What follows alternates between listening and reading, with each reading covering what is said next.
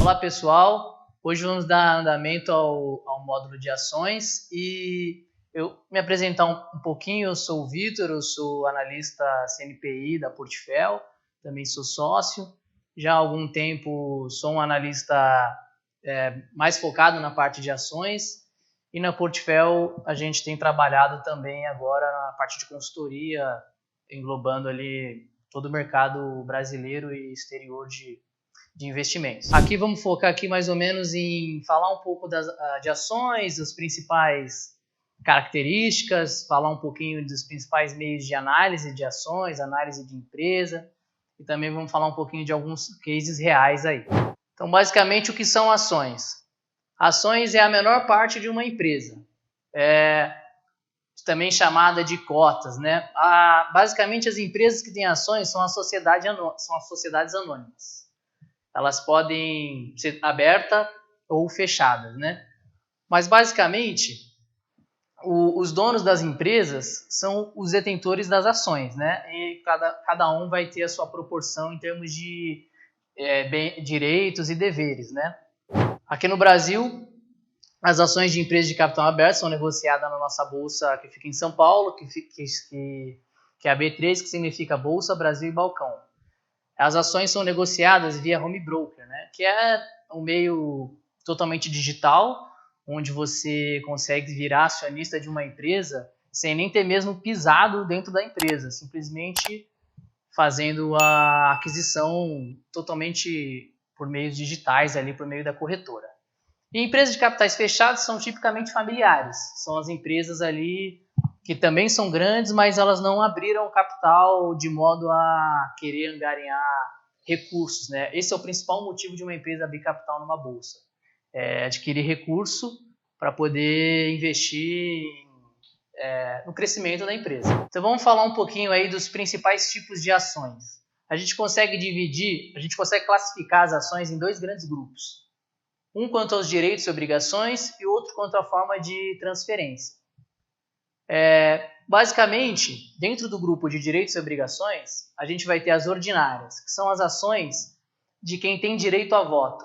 Então, basicamente, aquele investidor que tem interesse em participar da estratégia da empresa, ele tende a comprar ações ordinárias, porque ele quer participar das assembleias, ele quer votar, e basicamente cada ação é um voto. Então, quanto mais ações eu tiver, mais eu vou ter poder na votação. Já as preferenciais, elas não têm esse mesmo direito de votação, elas só têm alguns casos específicos. Os acionistas preferenciais podem votar em casos muito pontuais, assim, no qual a lei das SAs rege, né? Mas o principal ali é o quê? De preferência sobre dividendos. Dividendos são basicamente a distribuição dos lucros da empresa, né? Dividendos e juros sobre capital próprio. Então ele tem preferência sobre esse ganho, preferência em caso de falência da empresa, quando for liquidar a empresa, pagar os credores, enfim, o que sobrar, vai ter o acionista preferencial, tem sobreposição sobre o acionista ordinário, e basicamente o dividendo do preferencial, não é uma regra, mas no geral costuma ser sempre maior do que o dividendo do ordinário. Isso costuma estar no estatuto das empresas. Então, por isso, as ações preferenciais têm liquidez maior, porque os minoritários e a grande maioria está só a fim de participar dos lucros e não de participar da estratégia da empresa. Então, basicamente, os controladores ficam com as ordinárias e o grande público ali, o investidor que está mais a fim de focar nos lucros, fica com as preferenciais. Já quanto à forma de transferência, as ações nominais são as ações que elas constam o nome do dono dela, o acionista. As escriturais, elas também constam o nome, mas a diferença é que as ações escriturais são aquelas em que não necessita ter um certificado físico provando que você é um acionista. Isso seria uma ação não escritural, aquela que você tem lá um papel provando que você é o dono do acionista. É um modelo assim muito antigo, quase não se vê, principalmente nas bolsas. Hoje nas bolsas elas são todas escriturais. O que isso significa? Existe um custodiante. No Brasil, quem é o custodiante das ações é a CBLC, Companhia Brasileira de Liquidação Custódia. Ela é um braço da B3. Então, quando você compra uma ação, ela está lá, essa empresa ela é responsável por fazer a escrituração, está o seu nome, está o seu CPF lá. Então, você consegue, pelo SEI, né, o canal eletrônico do investidor, você consegue verificar as ações que estão no seu nome. Isso é uma vantagem, né, porque você não importa que você comprou uma ação pela corretora, pelo banco, não importa se ele quebrar, porque a sua ação não está lá. Os bancos, as corretoras, eles são só um agente custodiante, ele é só o veículo para você comprar. Depois que você compra, as suas ações estão nesse custodiante, que ele é regulado, né, pela CVM, enfim. Então, você não tem risco, né? Se a sua corretora quebrar, você simplesmente vai lá no custodiante e fala, essas são as ações que estão no meu CPF e agora eu quero manusear elas por outra corretora. E você vai atrás de uma outra corretora. E aí, quais são as principais características das ações, né?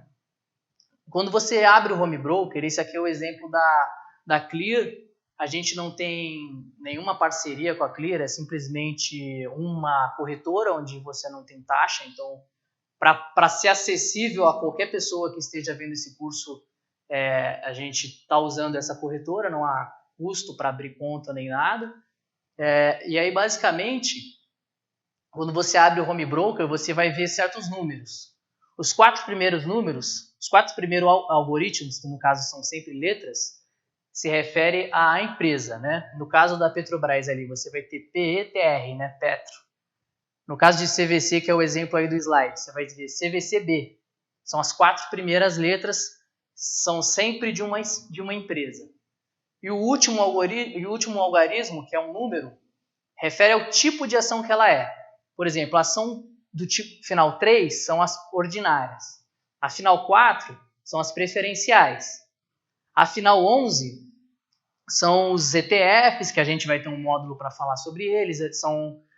Pode ser Unit, Unit é um pacotão de ações ordinárias e preferenciais, né? Geralmente, ou pode ser FIIs, né? Que é fundos imobiliários também.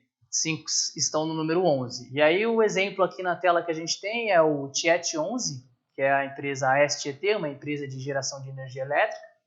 E aí a gente tem um fundo imobiliário, o CAFOF 11, é um fundo da Kinea, é um fundo de fundos. Então, assim, são 2 ativos diferentes, mas com o mesmo número, né? E aí a gente vai ter outros números também, 1, 2, cada um vai significar direito de subscrição, mas o principal aqui que a gente precisa focar é no 3, no 4 e no 11, que são assim os ativos, o resto são mais benefícios. As ações do Brasil, elas são sempre vendidas por lote, né? No caso aqui a gente vê lote sempre de 100, mas às vezes isso não é acessível para o investidor pequeno. Por exemplo, aqui nesse exemplo aqui da tela, a gente vê que um lote de 100 da CVC vai dar R$ 1.230. E nem todo mundo talvez tenha essa condição de comprar um lote de uma vez de 1.230. Então, nesse caso, o investidor ele pode acrescentar um F no final. Aqui na direita a gente vê aqui CVC B3F. Isso a gente entra no fracionário. O fracionário vai de 1 a 99 quantidade. Então, se você quiser comprar uma ação, você consegue. Você coloca 1 ali e compra uma ação, que no caso aqui da CVC, no dia 30 de outubro,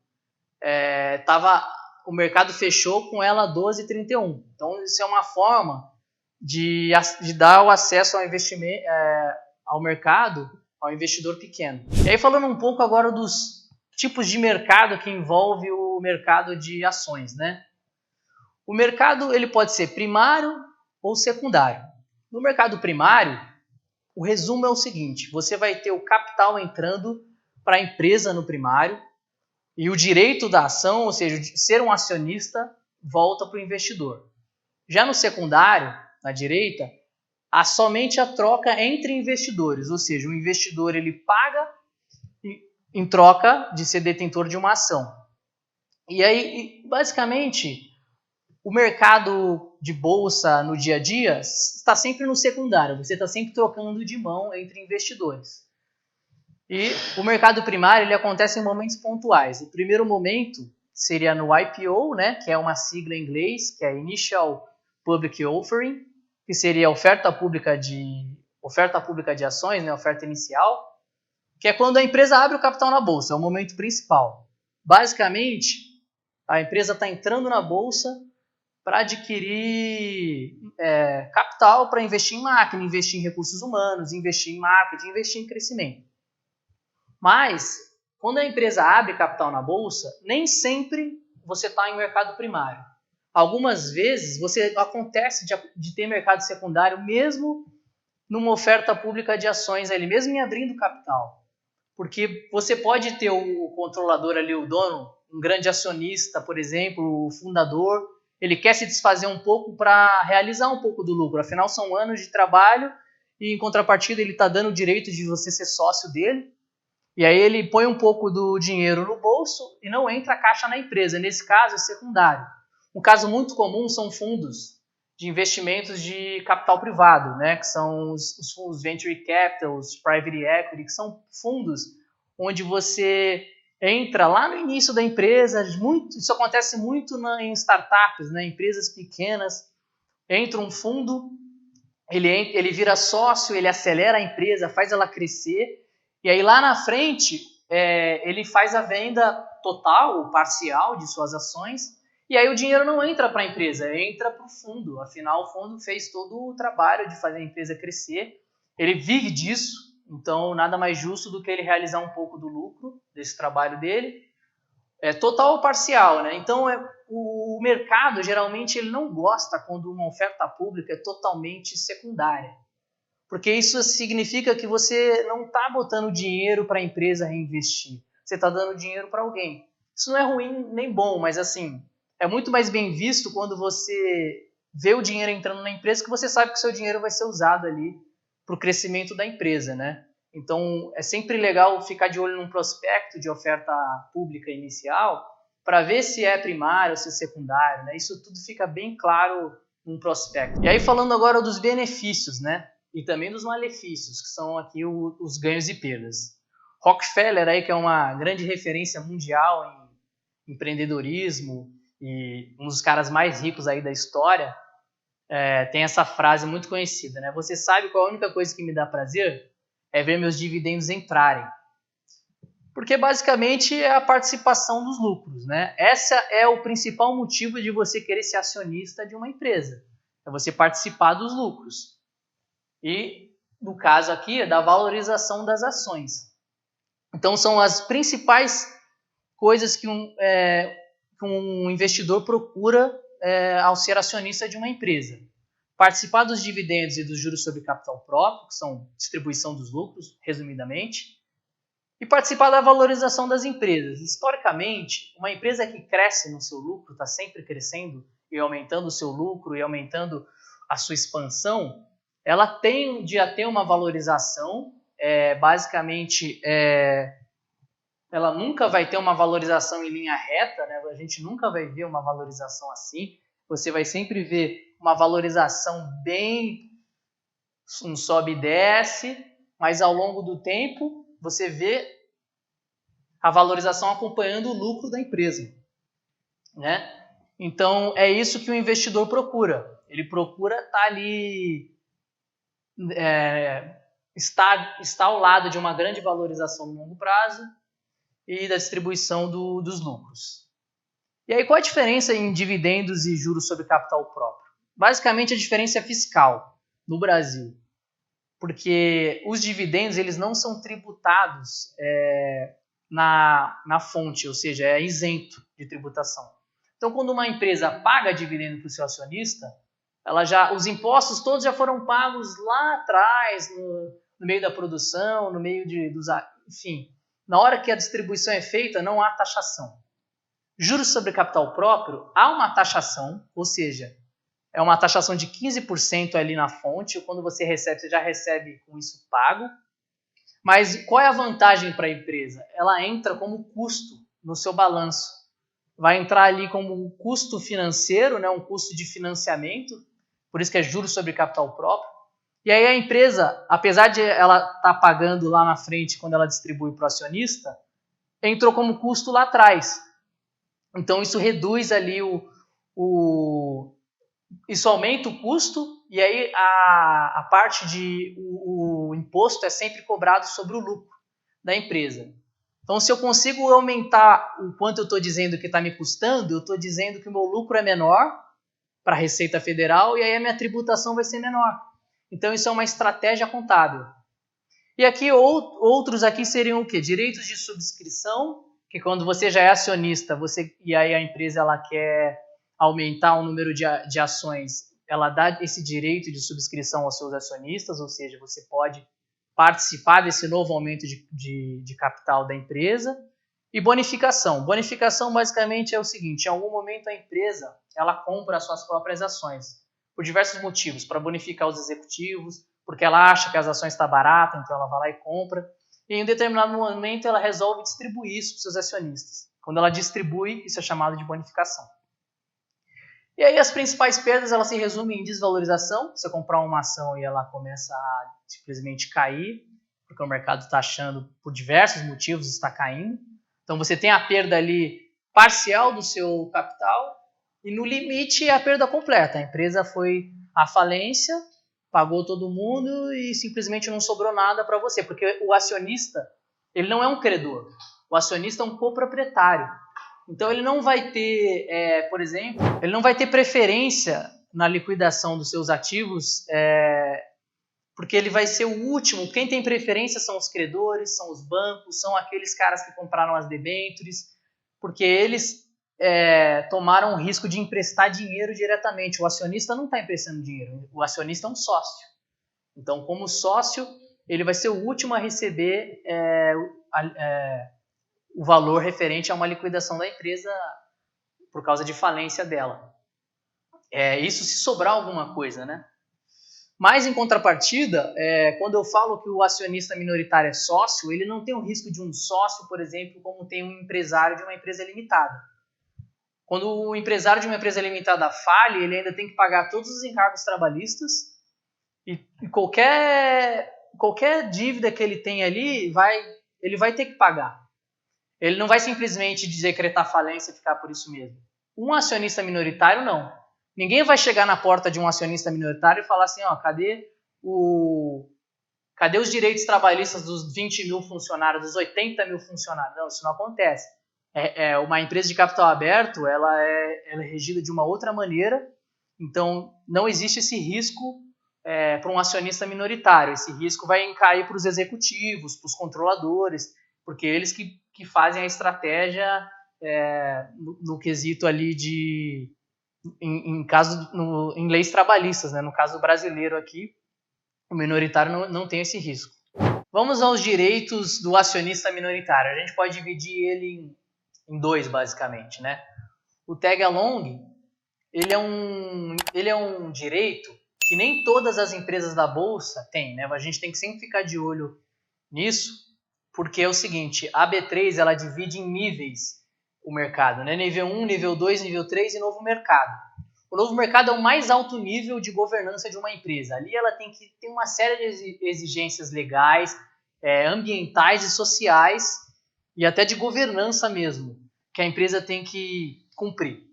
E no novo mercado, para a empresa estar lá, isso é quase um carimbo de assim, eu sou uma das melhores empresas do país, eu sou no novo mercado.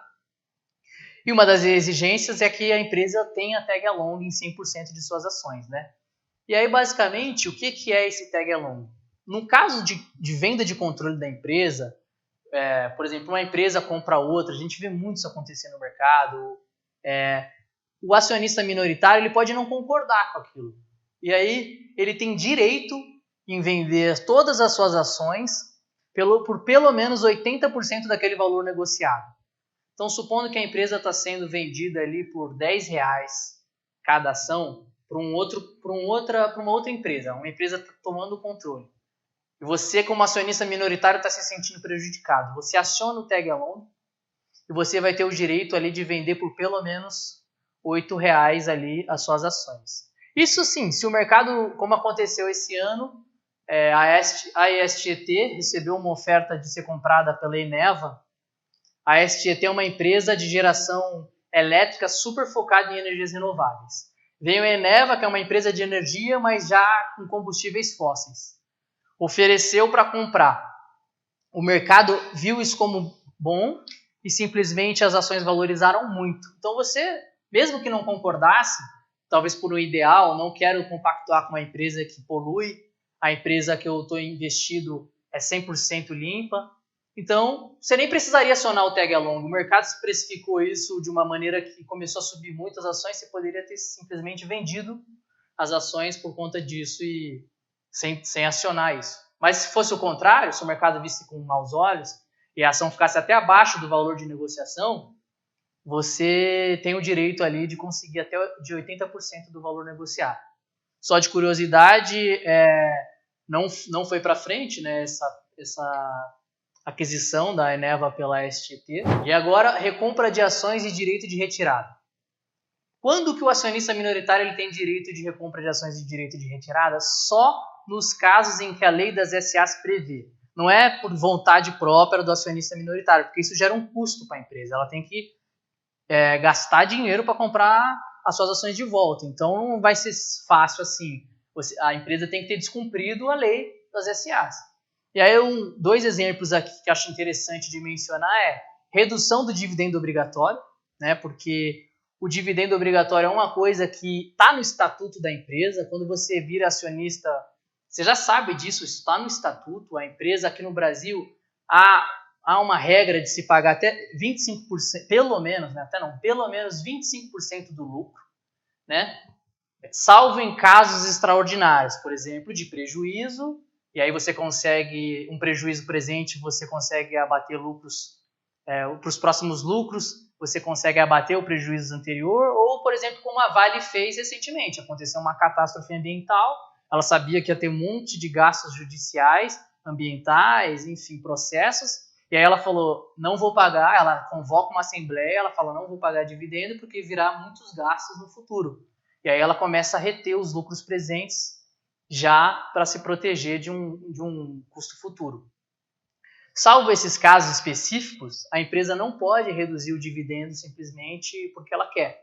Então o acionista, o minoritário, ele pode discordar e ativar esse direito e a empresa vai ter que comprar as ações dele de volta, ou em caso de fusão ou incorporação por uma outra empresa, parecido com o tag along, né? A empresa está sendo incorporada por outra ou está rolando uma fusão e aí o acionista está se sentindo prejudicado, ele consegue ter as suas ações compradas ali, nos casos bem específicos mesmo da lei das SAs. E aí, por fim, falando um pouco aqui de tributação. Quando é feito day trade é basicamente a compra e a venda no mesmo dia. Essa é a definição de day trade. E a definição de swing trade é compra e venda em dias diferentes. Então, se eu comprei hoje e vendi amanhã, é swing trade. Se eu comprei hoje e vendi mês que vem, é swing trade. Se eu comprei hoje e vendi daqui a 10 anos, é swing trade. E aí, a alíquota de imposto é diferente. No day trade é 20% sobre o lucro e o swing trade é 15% sobre o lucro. Acontece que no day trade, quando há lucro na operação, a corretora ela já, na fonte, retém 1% sobre esse lucro. E aí, com isso, ela consegue já entregar isso, né, o dedo duro isso. Né, ela já entrega isso para a Receita, e aí cabe ao investidor, no final do mês, sempre no mês subsequente, por exemplo, eu vou ter o mês de outubro, tive lucro em todas as minhas operações no mês de outubro, então até o último dia de novembro, eu tenho que declarar isso por conta própria para a Receita. Eu tenho que emitir uma DARF e pagar os 19% restantes, porque 1% já foi pago, né?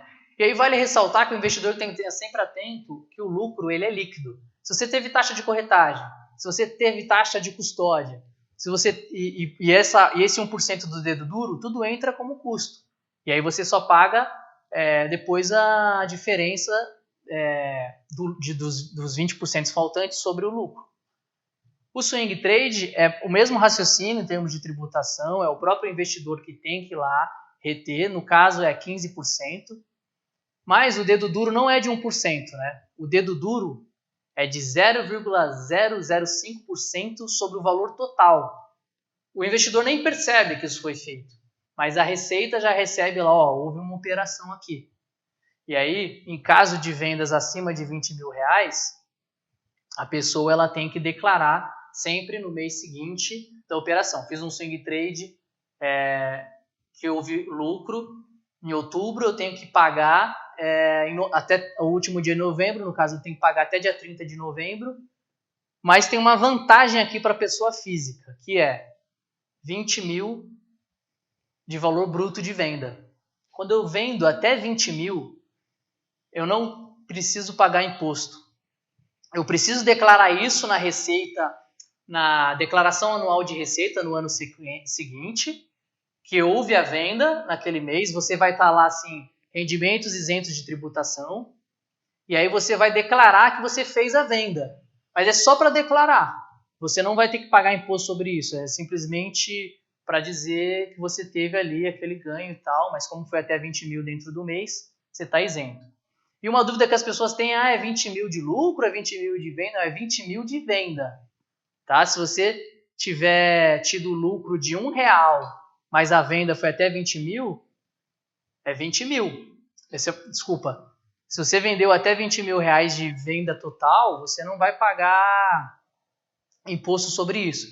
Se você tiver vendido, se você esqueceu e vendeu 20.001 de valor bruto naquele mês, você vai pagar imposto que você esqueceu e passou R$1 do seu benefício de 20 mil reais. Então tem que ficar bem atento ali nessa operação. Então, pessoal, estamos chegando ao fim desse primeiro módulo de introdução, passando por um panorama geral mesmo de o que é uma ação, quais são os direitos do acionista. E no próximo módulo a gente vai começar a falar um pouco mais de como analisar uma ação, né? Os próximos 2 módulos são o seguinte, um é o da análise técnica e o outro é o da análise fundamentalista. São as 2 grandes análises que se pode fazer para comprar uma ação, né?